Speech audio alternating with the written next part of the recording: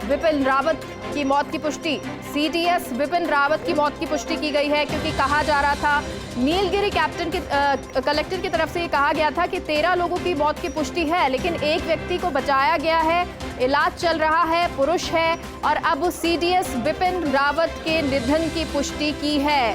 CDS Vipin Rawat, उनका भी निधन, उनकी पत्नी के साथ वो मौजूद थे इस हेलीकॉप्टर में। साथ ही साथ सेना के ऑफिसर भी यहाँ पर थे, कमांडिंग ऑफिसर थे जो ये पायलट थे, स्क्वाड्रन ऑफिसर थे जो पायलट थे। और ये पायलट जो हेलीकॉप्टर उड़ा रहे थे, उनके साथ साथ सीडीएस विपिन रावत इस हेलीकॉप्टर में मौजूद थे। और कैप्टन एसएस धोलिया हमारे साथ जुड़े हुए हैं। कैप्टन साहब, जो कहा जा रहा था, दुआएं की जा रही थी कि शायद उनकी तबीयत ठीक हो जाए, जो गंभीर अवस्था है शायद इलाज के बाद ठीक हो, लेकिन ये दुखद खबर अब सामने आई है, विपिन रावत नहीं रहे।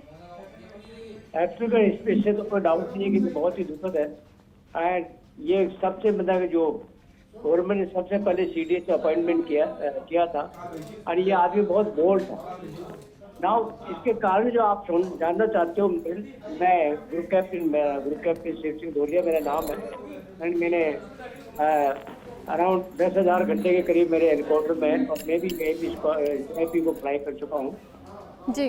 जो आप बता रहे थे, देखिए एयरफोर्स में प्लेस होने के 3 कारण हो सकते हैं। जी। पहला कारण था टेक्निकल जी, दूसरा कारण है वेदर, और थर्ड कारण है sabotage. Now first let's go to first. जो पहला कारण है वो कारण मतलब कि वीआईपी एयरक्राफ्ट में जितने भी टेक्निकल है वो बहुत ही हाई क्वालिफाइड बंदे हैं। और चीप है, सीडीएस है, तो तो कोई ले ही नहीं सकता। तो इसलिए टेक्निकल तो आई टोटली रूल आउट कि एयरक्राफ्ट में कोई टेक्निकल मतलब हुआ होगा। रही वेदर की, तो आई डोंट नो वहाँ वेदर क्या था क्या नहीं था, उसके लिए बारे में मैं आपको नहीं कह सकता।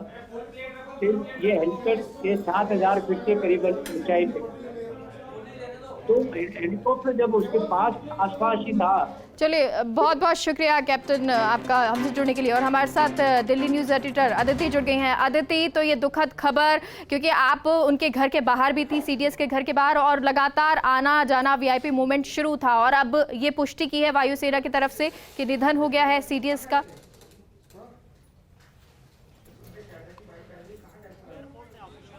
बिल्कुल, सीडीएस का निधन हो गया है, जिस बात की आशंका हमें लग रही थी।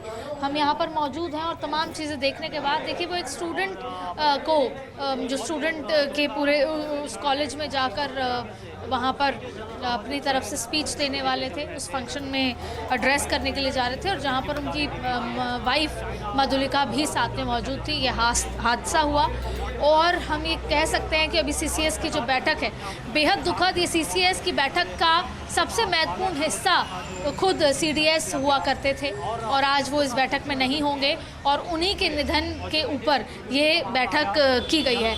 और जनरल रावत का अगर इतिहास की अगर हम बात करें, तो इनके पिताजी भी आर्मी बैकग्राउंड से थे, इन्होंने अमेरिका में पढ़ाई की। जिन जिन पुरस्कारों से इनको नवाजा गया है, वो उस स्तर के पुरस्कार हैं जो हमारे इमेजिनेशन से भी बियॉन्ड है। और हाल ही में हम कई बार पुलवामा से लेकर तमाम चीज़ों की बातचीत करते थे।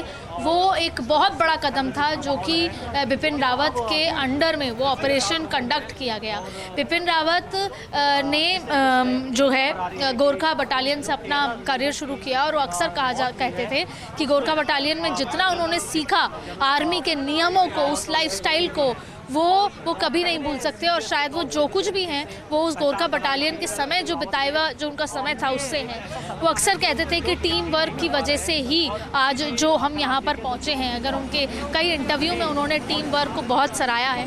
और आपको बता दें कि सीडीएस एक ऐसी पोस्ट थी जो भारत के इतिहास में पहली बार थी, जो तीनों सेनाओं को, थल सेना को, नौसेना को, तीनों सेनाओं को के बीच का तालमेल बनाने के लिए रखी गई थी। यानी कि सेना जो तीनों सेनाओं के जो प्रमुख के रूप में, जिसे बोलते हैं चीफ ऑफ डिफेंस स्टाफ, उसके रूप में, प्रमुख के रूप में, तीनों सेनाओं के प्रमुख के रूप में इन्होंने काम किया, जो कि बेहद महत्वपूर्ण होता है। और इस पद का काम करने वाला व्यक्ति एडवाइज़र होता है देश के डिफेंस मिनिस्टर का, गृह मंत्री का।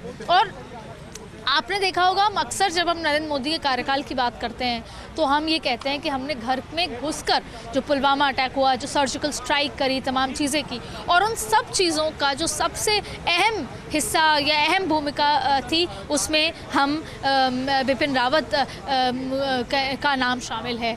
और जो भी चीज़ हुई, और ऐसे में खुद जिस तरह का सिस्टम चल रहा था जहाँ पर हम बात ये करते थे कि हम मुंह तोड़ जवाब देते हैं, और हम जहाँ पर आज भारत ने अपना नाम स्थापित किया था, रोशन किया था, वहाँ पर बिपिन रावत का रोल बेहद महत्वपूर्ण था, बहुत ज़्यादा। और शायद इसका झटका खुद सरकार को, नरेंद्र मोदी को, राजनाथ सिंह को, क्योंकि जिस तरह का उनका एक्सपीरियंस रहा, जिस तरह का, और सबसे जो अहम भूमिका और सबसे जो इम्पोर्टेंट रोल उनको मिला वो 1 जनवरी को, और आपको 1 जनवरी को 2017 को वो आर्मी चीफ बने, और आर्मी चीफ बनने के बाद 1 जनवरी 2020 को वो CDS का, जो प्रेजेंट में भी थे, भारत के इतिहास में पहली ऐसी पोस्ट थी जिससे उनको नवाजा गया, और उन्होंने तीनों सेनाओं को के कोऑर्डिनेशन को, तालमेल को समझा, उसे किया, उसका काम किया, और साथ साथ में हर एक महत्वपूर्ण मुद्दा, देखिए NSA से उनकी लगातार मुलाकात होती थी और बातचीत होती थी, और माइन्यूट से माइन्यूट जो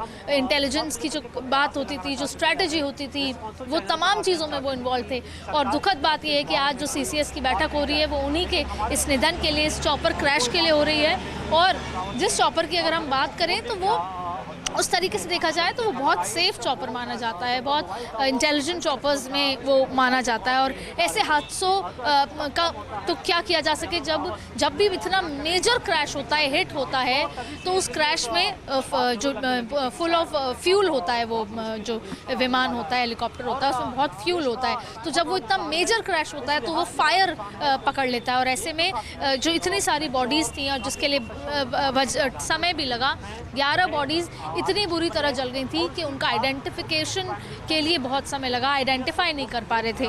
फिलहाल बेहद दुखद खबर इस देश के लिए, बेहद, क्योंकि अगर हम उनके बहादुरी के कारनामों की बात करें तो शायद हम गिनते गिनते थक जाएंगे, क्योंकि वो एक मिलिट्री बैकग्राउंड में ही रहे, उनके घर में, क्योंकि उनके फादर आर्मी मिलिट्री से संबंधित थे। उसके बाद उन्होंने अमेरिका जाके पढ़ाई की, और जब वापस लौट कर आए तो करीबन 21 साल की उम्र में वो आर्मी उन्होंने ज्वाइन करी, और वहाँ पर उन्होंने उस बटालियन से शुरुआत करी, वहाँ पर उन्होंने उस तौर तरीके, नियम को समझा, जहाँ पे वो ऑलरेडी अपने घर में। और जैसे ही ये खबर सभी के सामने आ रही है, जितने भी माध्यम हैं, हर माध्यम के जरिए उनको श्रद्धांजलि अर्पित की जा रही है, उनको नमन किया जा रहा है।